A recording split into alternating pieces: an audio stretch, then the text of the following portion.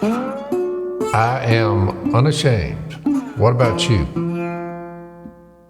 All right, welcome back to Unashamed. We're super excited today. We have double Robertsons on. Well, we have quad Robertsons. Quads. That's right. I got to thinking about this. This is super exciting. I think for the first time ever, we have oldest sons with their dads on the set of Unashamed.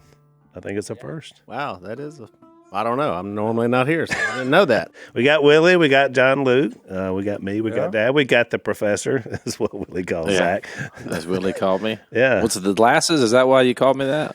Yeah, something. The When you're in front of a bookshelf, yeah. So three Okay, generations. Yeah. Three generations. Three generations are here. That's exactly right, Dad. The legacy lives on. Man. It's pretty exciting. So we're missing Jace, and Willie, we put you in his chair. Yeah, I asked him what advice would he give me, and he said, see how long you can talk without taking a breath. So I think his record's 38 minutes, so I'm going to see if I can. The first time I was a guest on this podcast, I literally did not comment until minute 48, which made me think, why am I here? Like, you just called me down here to sit in a chair and listen. So I didn't know if it was like, well, I mean, if it was for me, like it was some. Unashamed. Well, maybe that's why his T-shirt, if you read him on the front, is, well, what is that? I could be wrong. I could be wrong. Yeah. But Jay says, but Dad says on the back, it says, I'm probably not. But if he ever got wrong, he was not leaving you the position to maybe get him on the right track. No? Well, good. I've got a lot to get off my chest, and now I can actually have time to get it off my chest. John Luke, welcome to Unashamed. Thank you. It's good to have you on here. Pull that mic a little closer to you. There you go. Because we do want to hear what you have to say today. So, yeah, Jace is, so number one complaint on from Unashamed Nation is that Jace talks too much. Are you shocked by that one? I learned that as soon as I could start hearing voices. I knew one of them was talking a lot, and it was Jace for sure. I wish I could, if I could magically not burden our crack staff of Unashamed, I would love to take clips with it, especially the ones that, because just in my mind, I could take and just show them to you about our childhood, the stories he tells, and maybe I just wasn't aware, because so much of it, I don't even believe it's true, but he's so passionate when he tells them, it's like, well, I guess there must be a nugget. I'm sitting here, his dad, thinking, where in the world did he come up with that? That was going on?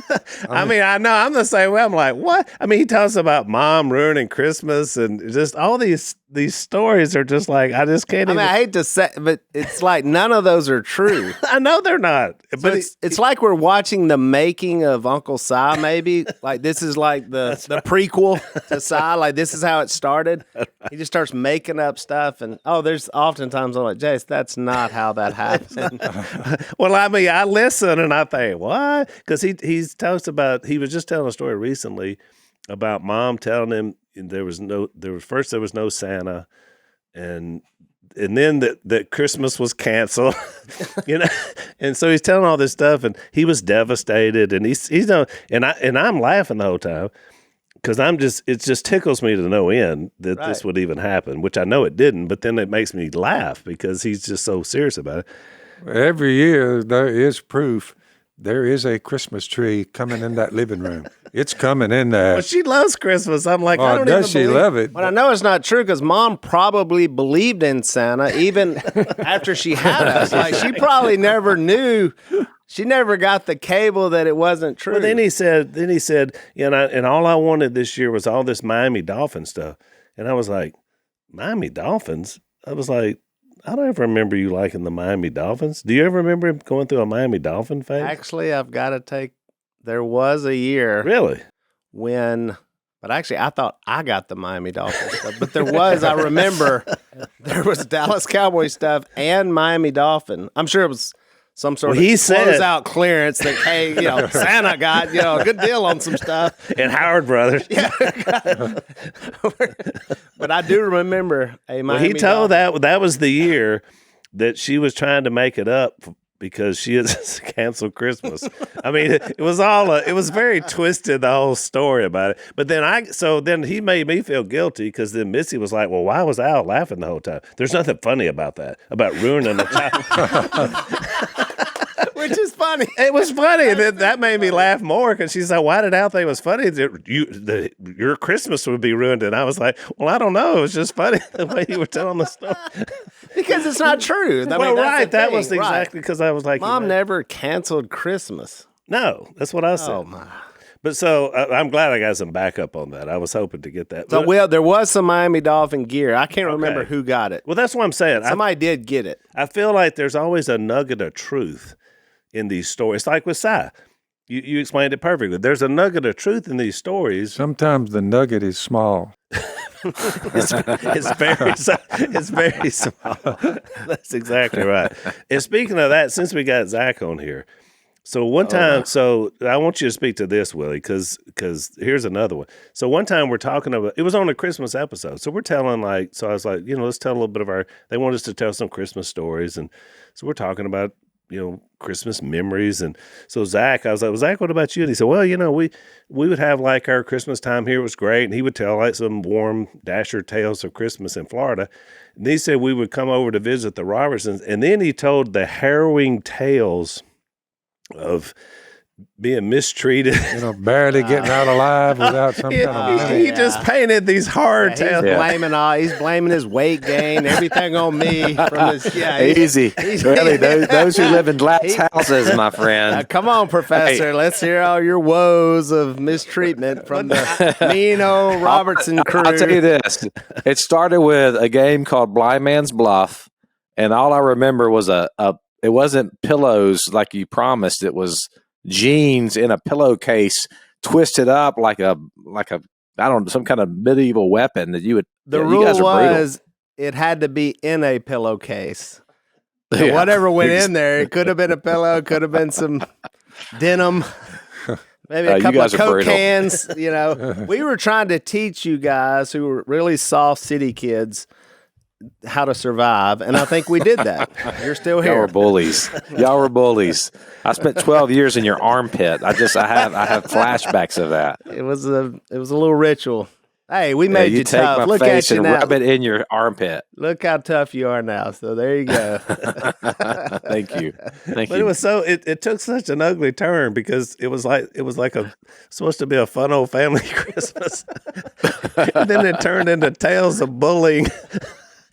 And it just, I don't know. It took he finally found a word. I was like, oh, maybe that's what it was. But I've heard stories of your children. Hey, they're tough kids too. So come on now. Well, I knew that it all paid off because yesterday, 4 days ago, somebody said, well, these boys of yours are coming down there at the podcast finna, and Dash will be there. And Willie, his boy, Jace, Al, we'll be talking it over, and y'all, the order was like it way back, they need find us an op. So we'll feed on Opelousas cat, the king, as far as eating goes. So I pulled this net up yesterday. Used to took one man, now it takes two. But the current was real strong. I said, I'll know there's a God if there's the right size Opelousas cat. The river's up real high. River's up high. Super low expectations. Hard to catch them like that, the river. But we finally got the thing up, and I looked down in there, and there's a blue, and there's another little blue, but then there's a op, about an 8 to 9 pounder. Perfect. I said, my goodness. I said, there is a God in heaven because they ordered Opelousas cat and we're sitting on it. So I got it. Well, truth be told, Al said we're doing a podcast and he mentioned the Opelousas. He mentioned Mac was going to be here and I was like, man, that Opelousas cat. That's where, in fact, I had a meeting. I just brought everybody in the meeting down here. And I said, we've got to do this podcast. We've got, John Luke, this is a moment. This is father son. I looked at that up when he was all skinned out and dressed and had him cut up to the right pieces. I looked at it, and it's a big, he and the other blue. Yeah. There's about an 8-9 pounder there, too, so it was a lot of fish here. Uh-huh. We're looking at a lot of fish. I looked around, nobody's there. The woman's traveling. I walked in there, and I put me about 6 pieces out just to see if everything was rocking. Testing. You want to talk about good. Y'all are in John for Luke's going to love that blue cat. He's going to love eating that. You got to work your way up. You got to work your way up to the op status. the grandkids, they get what's left. So I know my brother well enough to know what gets him out to the podcast. That's for sure. But that op's waiting on us as soon as we get done with this. We'll have how many people this morning are sitting here talking about Jesus' family structure and that they eat Opelousas catfish fried fresh out of the river, caught yesterday morning, just sitting there cut up, ready to go. How many people are celebrating with that? I will bet you we're the only ones. Probably so. Probably so. Well, if the op's waiting, thanks, guys. I hope you enjoyed the podcast. That's all we got for today. Just a couple of witty stories. And welcome to the shortened version of Unashamed.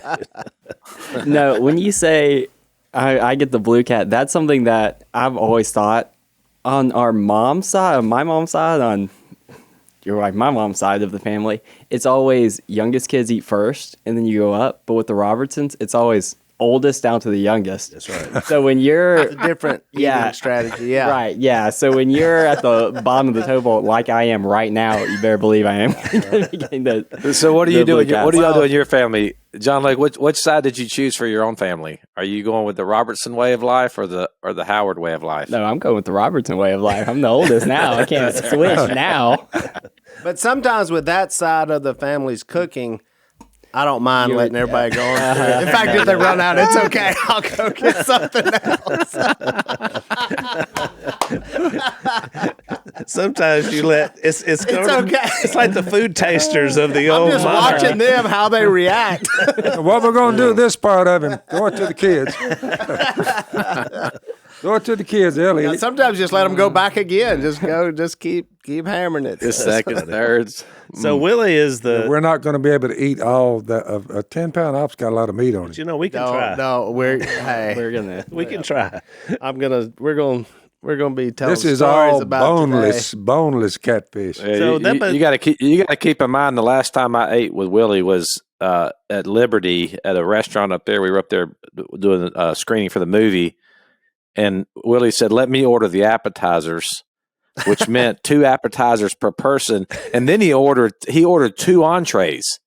He ordered 2 entrees, so he ate 2 appetizers and 2 full entrees himself.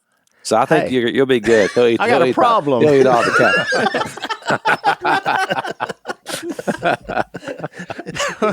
That was a just in case. I wasn't sure about the first one. I got a problem, and I'm fixing to deal with it right now. But I've been saving up for this one. This one will be epic. So there was no breakfast consumed. There was no wasted You don't want to mess calories. around. There will Yeah, be the ops run in May, but this year we caught one on the first week in April. I said, Well, it was it's a good just sign. we were kind of taking a shot because I knew we were early, but we had this, and we got some folks coming next week. So I asked Dad about it. But it's funny because I had a plan B. You know, I had a beef tenderloin waiting in the wings just in case.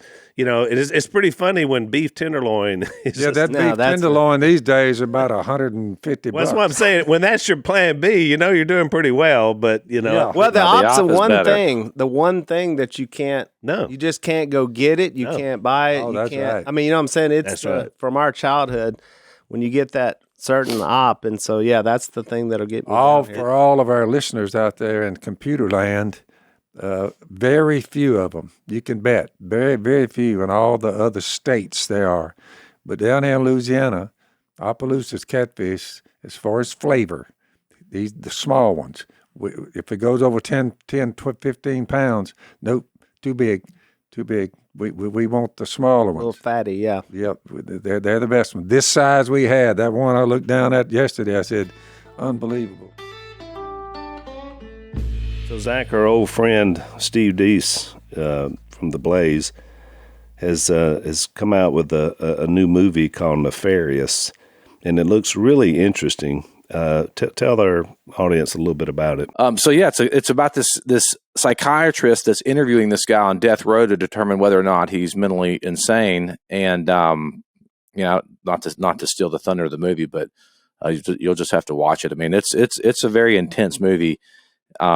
And so I would recommend that all you guys get out and watch it. It's very good. Yeah, some people say it was kind of like they called it Interview with a Demon, and you know, from the trailer, I did see the trailer, and it had a vibe. It reminded me, there was a Denzel Washington movie that was out back in the 90s. I think it was called Fallen, where there was a demon that was kind of going from person to person, and they're trying to track this thing down, and it was really intense. The trailer reminded me of that. It had that kind of vibe to it, and it was really. I still remember it. It's one of my favorite movies, and so I'm really looking forward to watching this movie. Nefarious opens nationwide the weekend of April 14th. As we know from the Bible, demons are real. And I don't get any sense that they aren't any less real today than they were when we read about them, in the first century. So they're still here. They're still here. There's no doubt about it. So this is a very relevant topic. So mark the date, April 14th. Get your tickets now at whoisnefarious.com. That is whoisnefarious.com. We're going to try to get Steve on the podcast so he can tell us a little bit about this movie and a little bit more about what went into making it. So check it out, April 14th. Whoisnefarious.com.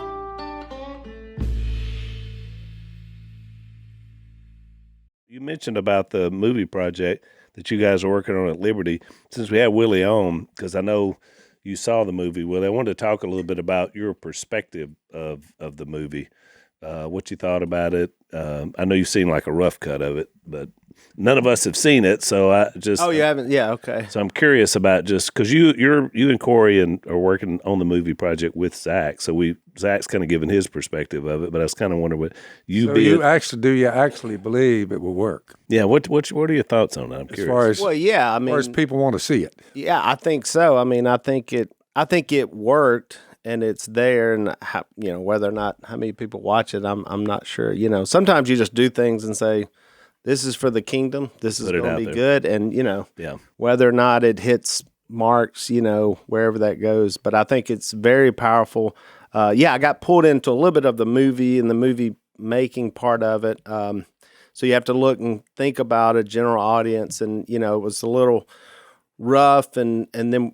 So we're just trying to make it to where, how do you tell this story? Because even from you guys, from you and Mom and others that were around, you get different, speaking of Jace, different perceptions of what happened and what needs to be told and how much you can fit into, a little over an hour movie. Yeah, it's just a lot to tell. And so, but I think it's very powerful. And, I don't remember everything I'm watching. I'm hearing stories. I will say, John Shepard's son. We should have brought him. We should have had another generation here. Let him run around. John Shepard played me in the movie, which was kind of cool. So it's fun watching your grandson play you in the movie, and he did great. I feel like that's how I would have acted it too. Do you feel like he captured the essence? I really do. Yeah, he had the hair was on point. Yeah, he had. What did he? He had super curly, wavy hair because that's how I remembered you it too. Yeah, he kind of. We will give you a little. This is a little sneak peek, but the only lines that my grandson had. What did he say at the table? Wait, was it asking for the Diet Coke or the? Yeah. I thought there was a TT man or something. Oh, he did say TT man. Yeah. So you hear this little faint TT man. Like TT man. Is that what you call him? That was a reference, and so we got cracked up on that. Did you train him to suck the two middle fingers? No, he hadn't gotten to that stage yet. Okay. The two finger. You remember trying to break Willie of sucking the two middle fingers, Dad? Because he did that. How did we ever break that up? He finally just stopped. When he went to school. When I went to school. Yeah. Yeah, Dad would put hot sauce on there and lacquer. Yeah. Polyurethane. Safe methods that are in all parenting books. Still didn't work. I figured out how to rinse them off and still get them in there. And pretty much when I started school, and that was frowned upon by the other kids, and so I stopped it. Literally, he had the teeth impression on these things because he was warping his front teeth because he sucked them for so long. It's probably some kind of a cry for help. And the stuttering problem and all the other problems. Bad wedding, Bad wedding. Yeah. I did the same thing. I sucked my thumb and wet you the bed. also the early years of leading into the building the duck calls when we were surviving off of fish either caught or you starved to death. So it was. Yeah, food was a big was- issue growing up. That's why we get so excited about fish Yeah, now. Professor. Yeah, you wonder why I ordered 3 meals at a I told the time when we didn't have anything. Old Dan was with me yesterday for the heavy lifting, and he's in the boat, and he said, I can't believe, how many of these did you have that y'all were running? I said, about 100 of these nets. He said, unbelievable how y'all pulled up that many nets. I did it in stages. I'd run 30, sell the fish. Next day I'd run the 30 more, different ones, let the other ones fish. So I had it figured out where I would, every time I ran the nets, that was some I had not run yet from the week before. That's the way we did it. Yeah. So, but it was a workhouse. I mean, a workhouse. No wonder I got my old back. It was pretty rough now. Yeah, that's We're why- wrestling around out there with one hook net. Remember the days of 100 hoop now? Oh, I said, how in the world did I run 100 of these things? I like how Phil references Dan now as the heavy lifter. So I'm wondering if I should be forward thinking and have me just a heavy lifter all the time. I'm like, hey, heavy lifter, get over. Everybody needs a heavy lifter. I don't want to end up blowing my back out. No, this is exactly what you need to have. Mine is called the granddaughter's boyfriend. Well, yeah. Joey, over here. I've got the sons and the son-in-laws, which are, especially one of them, Christian, is a heavy Christian lifter. is the heavy lift. He does it just for funsies. Yeah. He just lifts heavy things all the That's time. what Jay was talking about Christian the other day, and he said he just needs to go get in competitions for a living. I didn't know when you got about 75 or 80, crowding 80, and you look at your kids, and we have a big feed at maybe Willie's house. So I'm sitting there watching the grandkids, great grandkids, and I'm looking at them. I said, which one is that?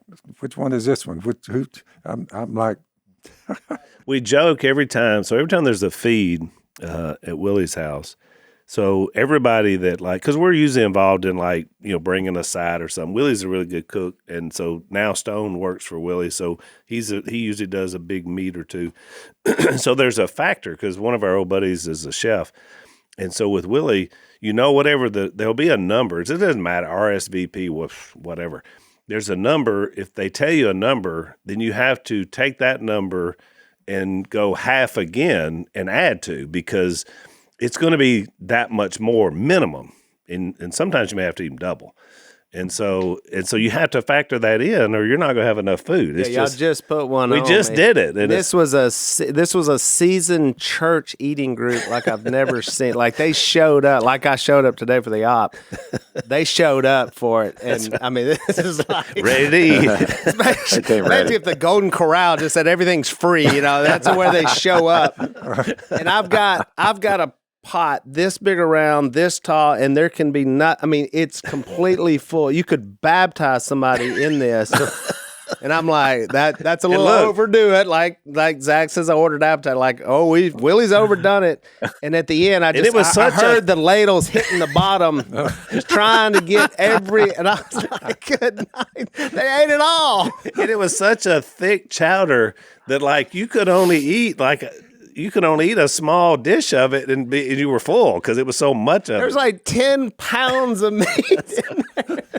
No, that's the difference. I'm out there smoking sausage. I'm throwing this, just consumed. and you wonder why more people don't celebrate with grub. That's it's when they come from out of town and they're getting one. They're just a little thing. There's space when you can see their plate. You're like, yeah, they're not from around here. And then you get that local church group and it's double it, yeah, the triple outer towners, it. right? They're trying to okay, let's get. They're part of our plate full, and these people are just double handing paper plate. They're just bending, They're setting them down, coming back again, just hitting. I cheated and I put the small bowls. I was like, oh, this will get. They just get 2 bowls. Oh, they just, they walk out with 5 of them. It was impressive. They ate everything we had. It was. And I told Willie, and it fed everybody, but it was there was no going back because once that first time through, it cleaned it out. Well, they said 70, and there was at least 120. 120. Yeah, 120. It was the time and a half. And so it's a running joke because if Chef Chris comes up and they factor it, and so they'll provide enough. They get enough extra to know that you got to go. You got to go a half again because it's just. But what happens is it's known that the food is going to be great, and so that's part of it too. You know you're going to eat well. And and I made a big mistake. So I'm not eating bread right now. And so literally when I made this oatmeal, I didn't put any bread out because I was thinking I'm not, which we desperately needed bread. We need a filler. Just filler. I don't have any bread out. There's a reason why when Jesus did the miracle, bread was a part of it because he had to get some filler in there with those fish. And they were probably giving water to, do the bread and water, let it swell up a little bit. That was my bad. I learned a lesson. Right. So, Dad, you probably aren't aware of this. I don't know when's the last time you had your liver checked? You had your liver checked lately? Not that I know of. I've never had the liver checked. So I did. Too much whiskey, you may check it out. Too much whiskey's bad. That's one thing. But there are other bad factors I found out as well. Was it right? There is. It's the biggest one is what they call fatty liver, and unfortunately, the American Heart Association indicates that a lot of Americans have this. And I've noticed, Zach, that fatty liver seems to come with a lot of fatty everything else with a person. So hey, you're getting too close to home there, Al. Well, I didn't quit preaching and went to meddling, hadn't I, Zach? Yeah, easy. So I noticed that Zach, a little birdie told me from somewhere in North Carolina, because my liver enzymes were up, so I probably have fatty liver. And a little birdie told me that your liver enzymes were up as well. The last time they were my liver enzymes were up, and I wouldn't say that I have fatty liver yet, but it is an epidemic. I mean, it's a major health crisis. Here's the problem: 3.5 times more likely to have heart failure than those without. So it is fat on your liver. Fat on your liver, not good for your heart. That's why I'm not a doctor, I believe. Well, there you go. So it says 100 million Americans have fatty liver, which puts a lot more people at risk. So we're throwing a lot of stuff at our livers: cholesterol, alcohol, as you mentioned, Dad, toxins, Tylenol, statins, cigarettes. There's a lot of bad things out there. So we want a healthy liver. So we have a new product, a sponsor for our podcast, called Liver Health. And so I'm about to start taking this product. I'm excited to try it. Manufactured right here in the good old US of A, approved by American doctors. So if you're looking to ignite your fat-burning metabolism, which I am, boost your energy, transform how you look and feel, try Liver Health Formula. Receive a free bottle of blood sugar formula to reduce sugar cravings when you order today. Try Liver Health Formula by going to getliverhelp.com/unashamed to claim your free bonus gift. I'm about to start this myself. Getliverhelp.com/unashamed. Give it a shot.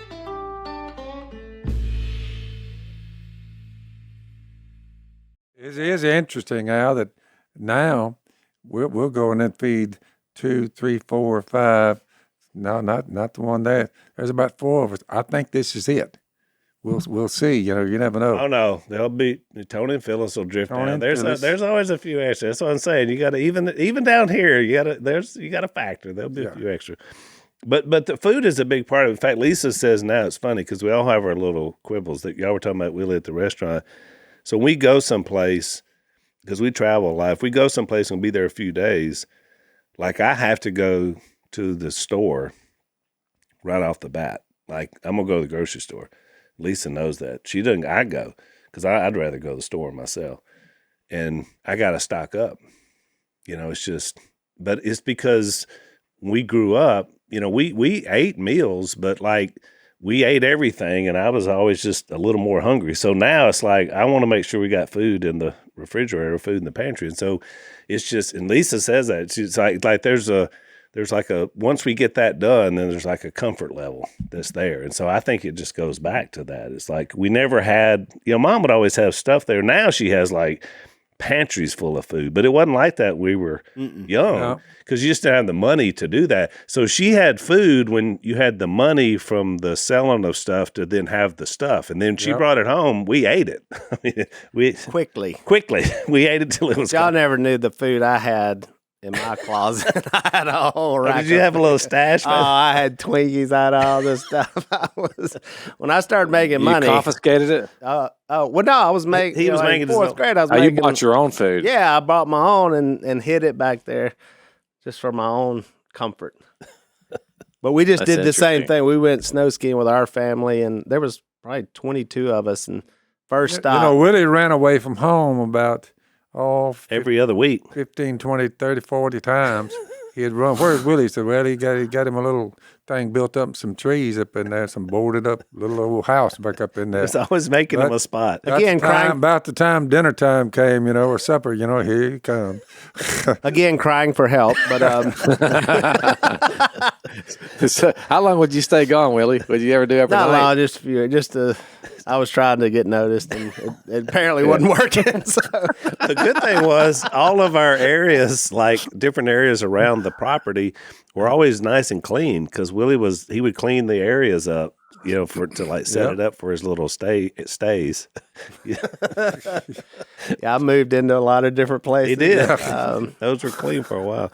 So you mentioned about your entrepreneurial businesses, which we've talked a lot about, appearances and all that in podcasts. But it is interesting because there was that spirit. And I've always said that all the brothers sort of had a different connection to different parts of Dad. And I always thought that Willie had that the most, with sort of that way of entrepreneurism, which is why, you've done so well at running businesses and doing what you do. And John Luke, you have some of that. You've got some businesses. And so I want you to tell a little bit about what you're doing with your coffee businesses and kind of what you got going on with all of that. And a little bit about, I want to talk about camp today too. Yeah. Yeah. Mm-hmm. Yeah. Those are kind of the two main things right now is coffee shop in Ruston, which has been awesome, super fun to do.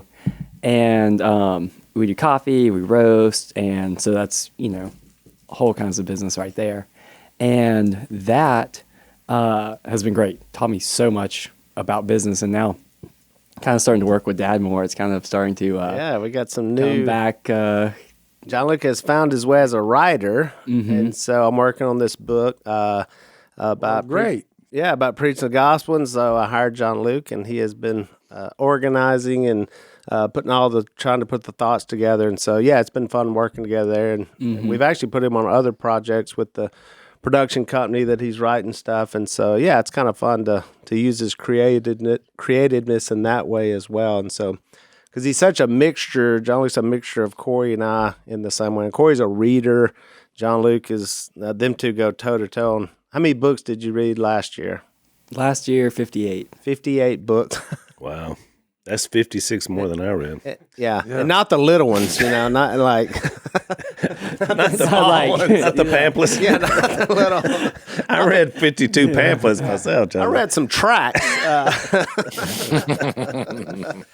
But John Luke's a reader, and so he's got a weird way of thinking about things, and just him being from another generation as well, and growing up more with phones and computers and all that stuff. And so it's so interesting to hear that perspective of doing that. Even though y'all were young, there were no little black boxes. no. I don't know about when did y'all start using these daily computers? All that's been within the last 20 years. Yeah. Yeah. But before that, Yeah, somewhere in my 20s, I remember. So do you when you read, do you read digitally or do you read actual books? Both. More digitally, and that's how I can read so fast, because with the Kindle, you just click the next one and you just go. Yeah. And if you I have, actually read Kindle as well. and if you have the audio, you can listen in the car, and then you You're read back the and Kindle, forth and to you go Ruston back and and all forth. that. Yeah. Yeah. Yeah. Which is, you're right, you can consume a lot more. So, Dad, we got exciting news. So, apparently, for a limited time, your book, Uncanceled, is available on Amazon Kindle for $2.99. Whoa, I mean, that's cheap. it's a bargain there. That's a bargain. So, we're talking about digital reading, John Luke. If you want to get it on Kindle, $2.99, uncanceled digitally. Then So I've you got get like an hour drive, 30 minutes there, 30 minutes back. So that's a lot of So books. I'm digital free. Yeah. But it's worked within the family system. The digital world is. well, and like he said, you I don't know whether it's good or bad. It's Well, both, I in his guess. case, it's great because you consume a lot more material. You can listen to more. You can, podcasts. That's why at least people listen to a lot of podcasts is because Yesterday we had a discussion on what was the AI? AI, which is a big deal now. We talked about the pros and cons of it. I just said, you just go with the Bible, you'll be all right. Yeah, shocker. Dad was not a big fan of AI. It was surprising twist that Dad. Well, that word, what was the A stand? Artificial. Oh yeah, artificial. I said, yeah. Well, there you go.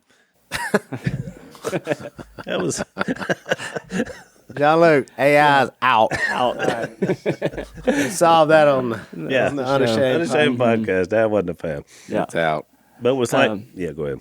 No, I was going to say, but that, and then, so working with Dad on that, and then Camp Choyoka, which is been our longtime family project. So how many that comes through there during the summertime at Camp Choyoka? How many are? I have about 1,200 kids. Yeah. Yeah, come through 5 to 17-year-olds. That's a good thing. And a few years ago, we started the sportsman's camp out there, and so we do that every year. And so we teach hunting skills and fishing, and that's been really fun too. Seeing kids come out and getting ready. Yeah, it's almost. Can you believe it's almost summer? And so much there. So where can people go to find out about coming to camp? Oh, campchoyoka.com. Yeah, it's CHYOCA, campchoyoka.com. Right.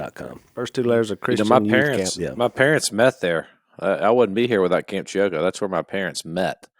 Well, They met at camp.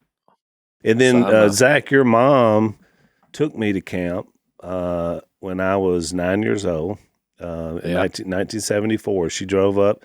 This was before Dad was a Christian. And she got me at the bar at the place from the movie and took me to camp that one summer.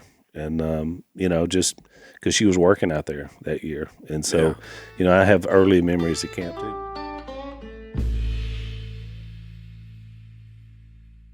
That's where, so John Luke is fourth generation from the Howard family. His great grandfather started Camp Choyoka back in the late '60s. So it's a long tradition, in their family. It's pretty cool. Like there's a scene in the movie where his granddad, I guess great grandfather, your granddad plays your great grandfather who hired Kay. Whenever, so the story, it's all intertwined. And Mac, who was on the last podcast, married your granddad's sister, so it's all interrelated. But just to think about the kingdom outflow and of just that whole time period, and a lot of that revolved around Camp Choyoka. A lot of it did. Yeah. Well, and they were successful at business, and then that's where Kay got the job when she came to West Monroe. She worked for them. So who would have thought? And that's where Corey and I met at this same church camp. So that's where we met, and then that was my first job coming out of college. Actually, still in college. That's where I was working up until I came down to work for Duck Commander. That's where I worked. So John Luke had grown up there, run around the whole place, and just fell in love with it as well. Yeah, it's so important to get kids just outside, and that's like a summer camp is. I mean, now, especially now, sometimes that's the only time the kids are outside doing things more than a couple hours a day. I tried to teach the young bucks mainly, the art of duck calling, just to show them, what all the different sounds we're chasing, and so that it enlighten them, to participate in a good, clean sport. Well, and they do what all you do archery. What other stuff at the sportsman stuff? We do everything hunting. Yeah, all things archery, hunting. And there are kids that come from all over the country that participate. Yeah, so, all over. Yeah, it's for everyone. Boys and girls, come out and it's been really fun just seeing them. Like John Luke said, getting out of the rooms, off the computers, off the cell phones, and just getting out and learning stuff and walking through the woods and fishing and. Right. I'm telling you, it's as time goes on, it's people just aren't doing it. We have every day is a different animal. So we have fishing, turkey, ducks, deer are the 4 kind of main ones. Well, and another thing that you guys have been instrumental in doing, which I want y'all to speak to a little bit, was that the camp, you guys have put a lot into, because obviously this place has been out there for 60 years now. And so under y'all, mainly your family, but also other people that you've gotten to contribute and, replace and, restore a lot of the camp out there and rebuild a lot of new stuff, is that there's a lot of really new, great spiritual stuff that's happening out there with spiritual retreats and, stuff like that. And so, I mean, it's really revitalized. I feel like our whole community because of what's going on. And so we're having large churches that are coming together doing spiritual retreats. Our church is a part of that. What you guys are doing, your church will, and others are participating in that. And I'm seeing just a great revival and spiritual renewal. And camp is a big part of that because it's hosting a lot of those events, that where people are doing that. Well, so Corey's grandfather, Alton Howard, who built it initially, God had blessed their business, and this was one of the things he did. And it was pretty small. It kind of catered, pretty much to a church. And there were some rentals. And then when I worked there, was trying to get out in the community more. And what happened was just over time, it was hard to get, especially adults, to come out. There's no air conditioning. And we were all used to it. But it's hot. It's Louisiana in the summer. Yeah, it's really hot. And Corey and I were able to bring a lot of people together, totally redo the gym. Now it's air conditioned. You can open it up and have a giant place for worship. Some of the cabins are air conditioned. And we noticed then the adults started coming out and using it more because it was more practical for adults. So, and I still love going out there all the time. I just go out there and it brings back memories of, when I moved back home, and that was my first job, and that's what I had to do from all my kids growing up out there, and just somewhere to work and build stuff that other people can use, that lives will get changed. It's not just brick and mortar; it's lives are getting changed at this place. So it's for sure what we always say is holy ground. It's a place where things can happen. Yeah, you talk about like revitalizing our area, and I think that's the most important thing that Camp Choyoka does. It's a neutral ground for any church, any people to come out with kids and adults, because churches come together from all different, whether they worship or differently, all these different things. They can meet each other, see what each other are doing, learn from each other. And then even if you're not a Christian or you're not a part of a church, it's, well, I like to do archery. I like to just be outside. I like to work on something. It brings together just all kinds of different people to one space. And, for us, using it as a ministry and a place that, okay, we can come here, we can show people love, we can teach them about God and creation and everything. No, and that's what we talk about along this podcast, is trying to talk about kingdom building, and I think camp has done that in a powerful way. And you kind of can avoid then the traditional traps you get into sometimes with just making it church related, and you make it kingdom related, and that helps everybody. And so I love that. This has been so good. But in that you help churches because you make everybody stronger. Right. And when we have those retreat Sundays now, where other churches will come in, it's so uplifting, for everybody. And they've been out there at camp and they've had this great experience in a weekend. And so even the people that didn't participate there still get that energy, that comes from all those changed lives. So it's just great kingdom building stuff, which I love it. And to see that carry on. So, but John, look, you went to, that's what you went to school. That's what you got your degree in, right? At Liberty is how to do stuff like that, right? Right. That's what you learned. How to run a summer camp. Yep. Yeah. That was my whole degree. Right.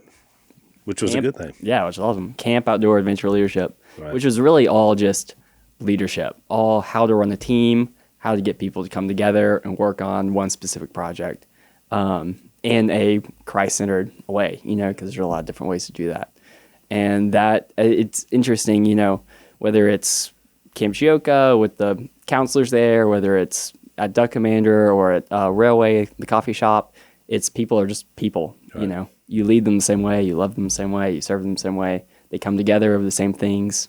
It's cool to see. Yeah, and you bring the kingdom work in with the vocation, and I thought Phil was always great at that. Is you're not defined by your vocation. It's not the Duck cause, not Duck Dynasty. It's that faith, where that faith just is constantly, merging in with that, and so you can use that in different ways. And this year for us is a big year for our family because we've got so many projects going that are work, but they're also kingdom minded. We've got the movie obviously coming out that we're excited about in September. How old are you, John Luke? 27. 27. So that's right. When I started traveling around, it was 28. I was traveling around, and just demonstrating duck calls, how to get ducks into your decoys and all that.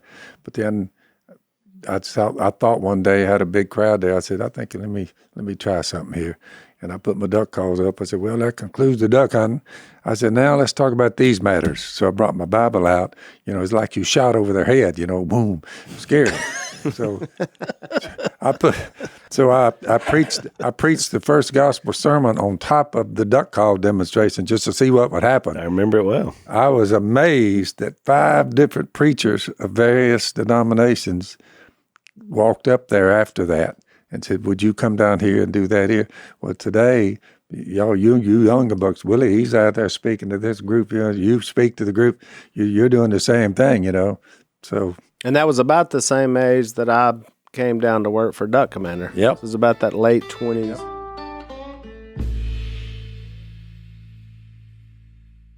training reached way down in there, and now that's what we're known for because that's what we are. But it just struck me. I didn't realize it was the same age. That when you came to Christ, which is kind of the culmination of the movie, so you created, or God created in you, this compound mentality right over here, Yep. a mile away, with Granny and Paul, Yep. and them living in one house and us in the other one, and starting the business. And now, 50 years later, we're all in the compound up the road. We all live right there in proximity. We're all in business together. We're doing ministry together, and now you're doing it 3 generations removed from you. And the line That's of pretty people, amazing. if you could see the line now, if you just did it by cars and vehicles that come down there to where there are no more roads, you're on the river, there's been a constant stream of them for 50 years. There's no telling how many we've baptized in the river, A lot of them, they said, "Any alligators out there?" I said, "Yeah, we got most of them. You'll be all right."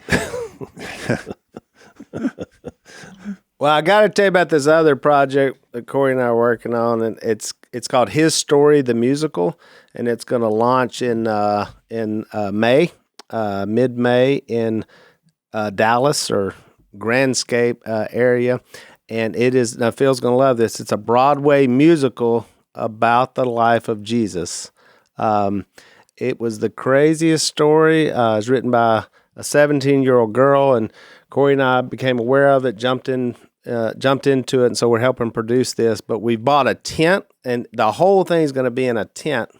But I'm talking about an air-conditioned, nice tent, but it looks like the carnival tent, but it's giant. And so we're putting it up now, and so we're getting excited. We were trying to have it by Easter, but we couldn't quite make that. But it's going to be this Broadway play that's going to play out. It's going to run, every week, multiple times, and it's just a different way of showing the gospel. And it was actually when I was writing this book about how to share the gospel, and listening to y'all talking Mac earlier, there were so many points that y'all were saying. I was like, "That's in the book. That's in the book. That's in the book." I could see y'all talking over there. I kept looking around going, "I can't believe that they're saying the one with the whale." I mean, all those stories are in there.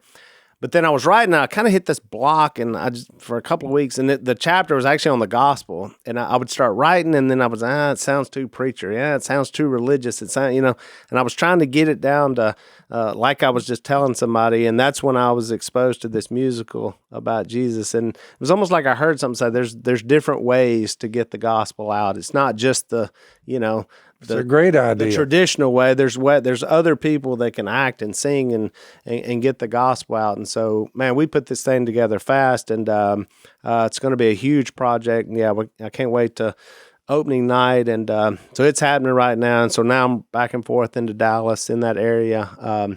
So if you're in the Dallas area, check out His Story, the musical. Tickets are on sale. Is there like a website, or where can people? Well, it's His Story, the musical. Yeah, you can find it there. Okay. Sadly, I don't have all the exacts, but I know if you type it's that in. hisstorythemusical.com. Okay, there you go. hisstorythemusical.com, and you can get tickets right there on the website. Yeah, and the girl who wrote it was a missionary. And a 17-year-old girl. 17-year-old, never written anything, never written musicals, music. Amazing. She saw Hamilton, and she said she heard a voice say, "Won't you write something about Jesus that people can learn more about that?" And sat down and wrote the whole thing. Wow. It's unbelievable. It's great. The story of just how it all came together and even how I was reached out to, it's just incredible to be involved with it. And so Corey and I jumped in. We've got a lot of friends on board and funded the whole thing. And just I think it could be a really powerful thing, especially where we're at in the country where it looks to me like people are just starving, the things we see at the college campuses and, the Jesus Revolution movement. It's like people are hungry for something opposite than what they're seeing in the world, Yeah, I want to ask you about that. I wanted to get your take because we don't have much time left. Of course, we got a little bit of overtime, but it seems like, it feels like that there is this thirst and hunger, and even culturally, for something spiritual, for something more. And you're even though, I mean, obviously there's this, somebody mentioned it. There's this kind of the Romans 5 idea that, while sin seems to be increased, there's so much bad that grace seems to be rising to the occasion because you see the success of Jesus Revolution and some of the things. And we were mentioning on the last podcast that I saw that Gibson is about to come out next year with a sequel to The Passion, which I know he's been working on, which I'm sure will be amazing if it's anything like that. By the way, Al, it is, with in lieu of what Willie just said, working with that group, it is a spiritual fix, not a governmental one. Oh, I agree. No doubt about it. So what do you spiritual fix? So what do you how do you see that us kind of going in? I mean, do you sense that too? And what do we need to do more of? How do people react to that? What do you I get the sense that God's on the move because I think you would think, oh, well, now it must have, because of the success or something, that's maybe why. But many of these projects, the stuff we're talking about, and all these projects happened years ago, right? And it's odd that they're all, it's coming out when the thing that happened at the colleges wasn't planned. It just happened. They're random. And so you could feel this because, I mean, there's certainly darkness. We can all see it and feel this darkness. And so, but the light, the light is going to come through. And so, and I think maybe some more traditional methods, is not, through church or whatever, they feel like, well, I feel like there needs to be something more than just trying to show up Sunday morning, and sit there. It's like they want to be more active and organic. Right. Yeah. Because if you look at the book of Acts, it's active, it's not, it's. Well, because moving. I felt like the college campuses, especially, and John, look, you're a lot closer to the age group than we all are, but the alternative to kind of what's been out there, especially like the woke stuff, it just always seems so angry and negative. It's just not very appealing. If I were a young person, I mean, I know that's a lot of people are swept up into that, but this seems so much more pleasant. I mean, watching these people worshiping, and I mean, just watching I'm just watching it like everybody else. And I mean, I don't know, if I were a young person, I would be drawn to that. I mean, it's more than the other. You know what I'm saying? It just, maybe it's that. I don't know. You know what I get the sense of, and I feel May can speak to this even, but here's what I kind of feel. It's like at some point, everybody was fighting the system, but what happens when you become the system? Yeah, exactly. Yeah, and then you're trying to find something to fight against, but it's like you are the system now. You're in all now. The things that you were, which may be godliness or the church or government, stuff that we used to. You were fighting what you thought was kind of good, and you were kind of on that edge. Right. But it's odd to me when the system becomes that, and then you watch these people look around. Who exactly are they fighting? Because in many ways, the governments are doing exactly what what you want them to do, and so now that's what I kind of edgy is to be something. You know what I'm saying? Totally different. Yeah. So edgy now goes the other way. Yeah, Mark Sayers said if you want to be disruptive, be a non-anxious presence. He said that's what's disruptive now. It's just to be a non-anxious presence. Not a presence, and it's not the outrage culture. And I've bought into it myself, but it is exhausting. I mean, my gosh, it's like, surely there's something more beatific that we can be called to. I think people are more attracted to beauty, and there's a time to call out stuff. I'm not saying there's not, but I mean, I feel like we got enough of that. Like we got a lot of prophets right now on social media, and it's just exhausting. You know what I mean? I think that's why these stories and what we're doing is so appealing and life giving, because it's telling the story. It's telling stories that are telling the story of Jesus and of redemption and hope and purpose and meaning and all of that. Yeah, it's much more. It's powerful. Well, I have a line, and the question's still there. After all the smoke clears, who has the best story? I like our story. And, and I do want to get this line in now that because this book I'm writing it talks about how we need to be talking about the good news, and I think a lot of Christians have fallen in this little slot of they're just going to be the bearers of bad news, and they're just constantly telling you how bad the world is. And at some point, I'm going, I get it. Where's the hope? Where's the good news? Do you have anything good? Rather than just saying, this world's going to hell in a handbasket. And that may be true, but where's the good news? Where's the hope? Good. I want to hear a little bit more about your book in overtime. So if you want to follow us over for a few more minutes, blazetv.com/unashamed to hear from Willie and John Luke. Without Jace here, we're hearing so much more from him. So we'll do that in our overtime segment. Follow us over. Thanks for listening to the Unashamed podcast. Help us out by rating us on iTunes. And don't miss an episode by subscribing on YouTube, and be sure to click that little bell to get notified about new episodes. And for even more content that you won't get anywhere else, subscribe to Blaze TV at blazetv.com/unashamed.